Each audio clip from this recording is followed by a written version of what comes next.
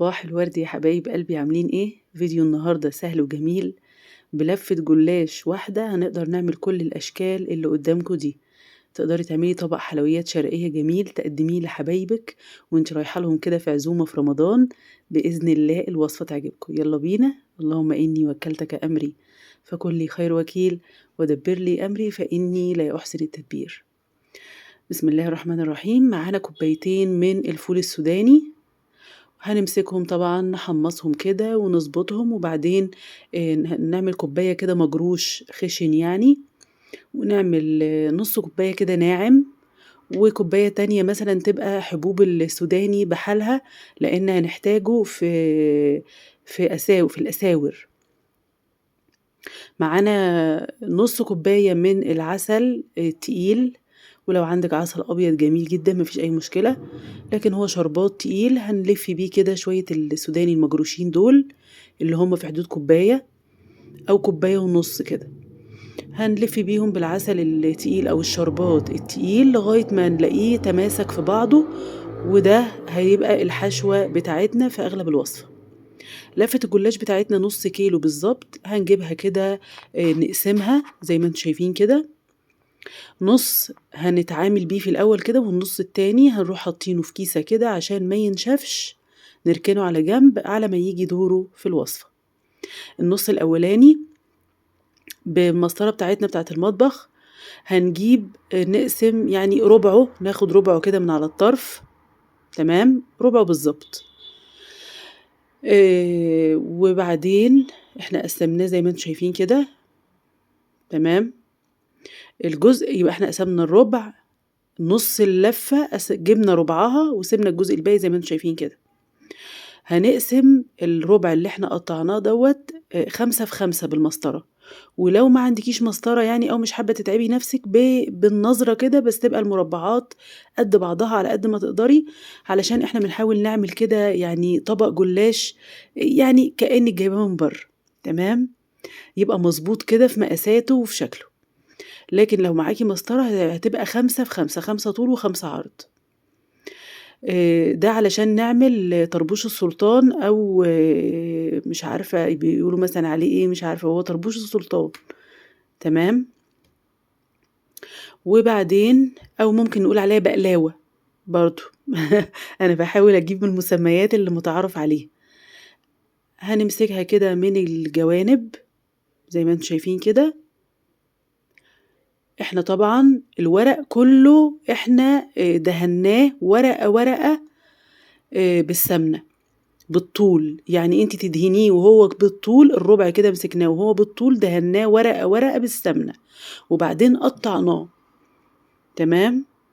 هنا مسكنا بقى كل مربع حطينا فيه من الحشوة بتاعتنا، وهتمسكيه من على الجوانب كده وتحاولي يلزقه، ولو حتة ما لزقتش بتحطي كده من السمنة كده حاجة بسيطة علشان تلزق.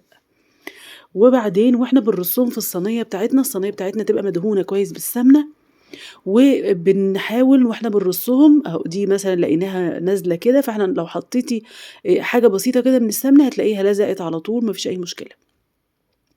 بنحطهم كده بيحاولوا بقدر الامكان ان هم يسندوا بعض عشان ما تفتحش، يعني كمان اللي هي على الطرف دي الشكل اللي بعد كده لازم يبقى ساندها، لان القطعه اللي هتسيبيها من غير اي سنده من وراها هتفتح معاكي في السوى، وهتبقى مفتوحه، هتبقى ورقه مربعه مفتوحه، فلازم يبقوا ساندين بعض، والقطعة اللي في الآخر الشكل اللي بعدها يسندها علشان ما تتفتحش منك. جبنا الجزء المتبقي من أول نص من لفة الجلاش بتاعتنا، وده هندهنه كله، لكن هنخلي 10 يعني هندهن 10 وندهن 10 لوحده، يعني مش هنمسك الجزء كله على بعضه، احنا هناخد 10 ورقات ما بينهم سمنة، وال10 التانيين برضو هنسيبهم ندهنهم برضو ما بينهم سمنة، تمام.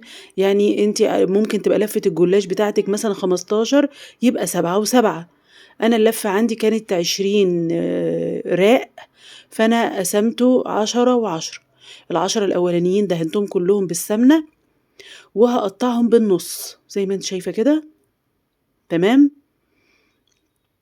وهبدأ بالمسطرة برضو أعمل كل مربع 6 في 6، ده علشان نعمل اللي هي الوربات، اللي هي المثلث المقفول اللي بيبقى جواه حشو سوداني أو أي مكسرات عندِك، ممكن تحطي على فكرة جواه مهلبية بيبقى جميل جدًا، اللي هي القشطة الكدابة، ممكن تحطي جواه كاستر، ممكن تحطي جواه كريم شانتيه برضه براحتك خالص. المهم إن هي 6 في 6. تمام، ده مقاس جميل أوي في الوربات جدًا، مش كبيرة ولا صغيرة. هنقطّعهم بقى طبعًا، برضه ممكن تعمليها كده بنظرِك برضه لو ما فيش مسطرة. هنحط بقى شوية حلوين كده من الحشوة، ونبدأ نقفل المثلث بتاعنا، هي دي الوربات. ولو عندِك أي ناحية كده جنب طالع كده بالسكينة بتاعتِك بتضبطيه زي ما أنتِ شايفة كده، علشان يبقى القطعة كلّها متساوية ومنتظمة وتبقى شكلها كده جميل. هنبدأ برضه نرص كده في الصينية بتاعتنا بقى واحدة جنب واحدة، تمام؟ هنكمّل الأشكال كلّها بتاعة الوربات، أنا باحاول بقدر الإمكان عشان ما أطوّلش عليكم الفيديو.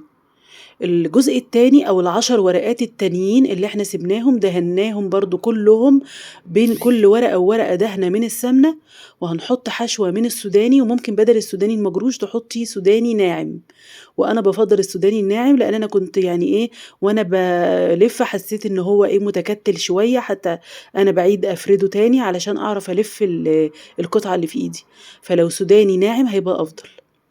هنلِف كده زي ما أنتم شايفين، وبعدين هنقسم بالسكينة من النُص، تمام؟ وتحطيهم برضه في الصينية بتاعتِك، وطبعًا الناحية المفتوحة أو الديل اللي هو طالع منها دوّة تكون بقدر الإمكان زي ما أنتِ شُفتِ كده، أنا سندته على الصينية، على جنب الصينية. هتجيبي الجزء التاني برضه ونعمل نفس الشكل بالضبط، وبأكد عليكِ إن السوداني الناعم في الوصفة دي أو في الشكل ده هيبقى أفضل بكتير. هنلفه برضه ونقسمها بالنُص، وده شكل برضه جميل جدًا، أنا عندي الولاد بيحبوه أوي، أوي، أوي، لإنه بيبقى طري، ما بيبقاش ناشف، ما بيبقاش يعني مقرمش. هنبدأ نرصه بالضبط كده، يعني القطعة اللي فيها ناحية طالعة نسندها على أختها علشان ما تطلعش معاكِ في السِوَى، لإن كل حاجة هتبقى متسابة كده هتلاقيها نفشت في السِوَى، لإن طب ما شاء الله كلّه بيبقى مورّق بالسمنة، فبينفش على طول، فلازم تسندي كل قطعة على التانية عشان الأشكال تطلع مضبوطة. هنا بقى محتاجين كده في حدود 10 sticks من اللي هي بتاعة الشيش طاووق، ناخدهم كده على بعض ونلِف عليهم كده السولوتيب كده أو اللزق بقدر الإمكان كده يبقى ناعم علشان وإحنا بنتعامل بيه في الجلاش ما يقطّعش الجلاش منِّك، فوأنتِ بتلفّيه بالسولوتيب يبقى القطعة ناعمة وما تطلّعيش مثلًا أي قطعة كده ناشفة من السولوتيب بحيث إن هي ما تقطّعش الجلاش بتاعي، وممكن على فكرة القطعة دي تبقى عندِك بقى على طول تتعاملي فيها على طول في أشكال الجلاش، يعني أنتِ لفّيتيها وتركنيها بقى على طول للجلاش. جِبنا بقى النُص التاني بتاعنا النُص التاني من لفة الجلاش بتاعتنا، هنقطع كده الرُبع وهنركنه على جنب هنتعامل بيه كمان شوية، طبعًا بتحطيه في كيسة أو في فوطة مثلًا علشان ما ينشفش، لإن الجلاش ما بيستحملش تمامًا. هنستخدم بقى الجزء بتاعنا اللي إحنا شغالين بيه ده، كل ورقة هندهنها دهنة كويسة من السمنة، السمنة عندي بقى كانت بردت خالص واتجمدت، وفي الوصفة دي أنا اتعاملت بكوباية سمنة بس، كوباية واحدة من السمنة، زي ما أنتِ شايفة كده أنا لفيت على الstick وبرمت وبنسيب قطعة طبعًا دوّة عيش البلبل أو بالضبط بُصّوا يا جماعة هنرصهم بقى جنب بعض كده الطريقة دي جميلة أوي، أوي وسهلة وبتبقى خفيفة وهشة في الأكل، بندهن دهنة كويسة من السمنة، تمام، ده الشكل التاني،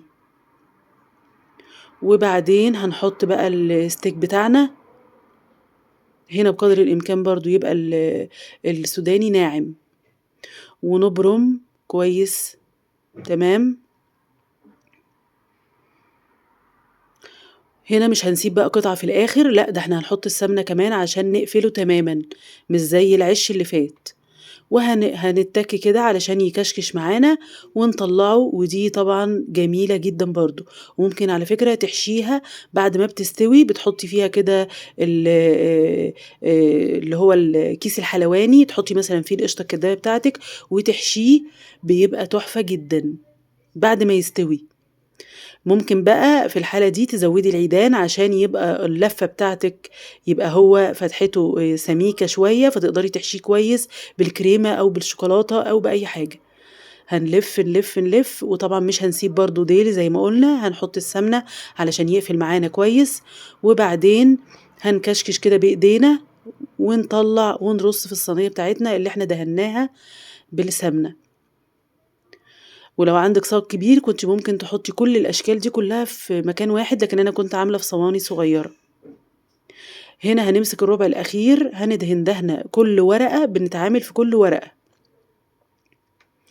الورقة دي هنعمل بقى زي السمبوسك بالضبط، بندهن ونحط الحشوة بتاعتنا، وممكن تحشي الحشوة برضه المناسبة ليكِ، ونلِف، ودي جميلة جدًا وبتبقى هشة برضه جدًا، للناس اللي بتحب الحاجات المقرمشة يعني. وهنكمّل كل الكمية ونرُص حاجتنا في الصواني وندخّل الفرن طبعًا يبقى سُخن كويس أوي، تحطّي الصاج أو الصينية بتاعتِك في الوسط على الشبكة في الوسط، وبعد ما ياخد لون من تحت ياخد اللون نولّع له الشواية ياخد اللون من فوق، ونطلّعه طبعًا الشربات عندنا كوبايتين سُكّر لكوباية مَيّة، لإن الشربات بتاعنا محتاجينه يبقى تقيل شوية، كوبايتين سُكّر لكوباية مَيّة، تمام؟ بس أنا دايمًا بيبقى عندي الشربات، فمعلش لو ما عملتوش. كوبايتين سُكّر عليهم كوباية مَيّة، عصرة نُص ليمونة أو معلقة بدل الليمون معلقة من ملح الليمون بيبقى جميل جدًا، وممكن تحطّي معلقة من عسل الجلوكوز ويغلي 10 دقايق على النار بيبقى جميل. هنا العِش طبعًا ما بنبقاش حاشيينه، بنحط فيه السوداني بعد ما بيستوي، وبعدين بننزّل عليه الشربات بتاعنا، تمام؟ أتمنى هنا تعملوا لي خلّصنا وصفتنا، لايك الجلاش ولايكات جميل جدًا كتير يا جماعة، جدًا الطبق تحفة، وكومنت تقدري جميل تقدّميه وحلو كده من إيديكم لحبايبِك يشجعني في أي علشان عزومة أعمل أو لو أحلى أنتِ وصفات. ضيفة باي عندهم. كل سنة باي. وأنتم طيبين.